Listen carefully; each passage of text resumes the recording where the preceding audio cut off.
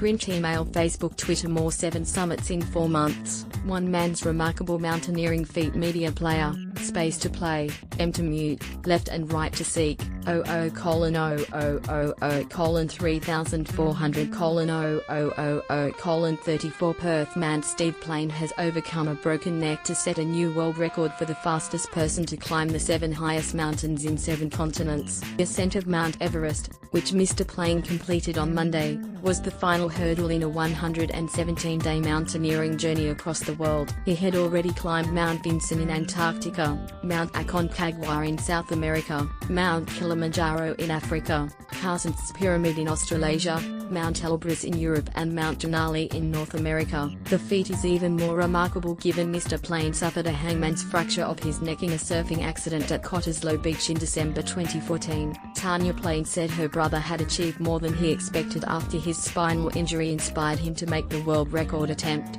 His aim was always to do it in 4 months. The record that was set last year was 126 days, just over the 4-month mark, and he's now achieved his result in 117 days, so under 4 months, she said. Steve broke his neck in a surf accident which left him potentially paralyzed. He is one of the very fortunate few that have recovered from this by himself, as there is no actual cure for spinal injury. His condition since recovery is pretty well 100%. Since the accident, Mr. Plain has climbed many other peaks in Australia, New Zealand, Peru, and Nepal. His ultimate goal was Project 7 in 4, which was his attempt to conquer the world's biggest peaks while raising awareness and funding for Surf Life-Saving and Spinal Cure Australia. But Ms. Plain said there had been a physical toll. In his words, he has lost muscle mass, just with the wear and tear on your body and going to these sort of heights consistently, but he is still in very good physical form for the average person, she said. She said her brother had a lot of good luck with the climbs, particularly with the weather at the time of some of the attempts.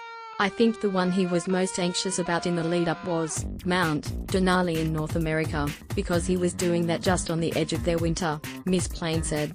While he was there, he and the other 3 guys that were with him were the only ones out there, so if anything happened, there were no rescue options.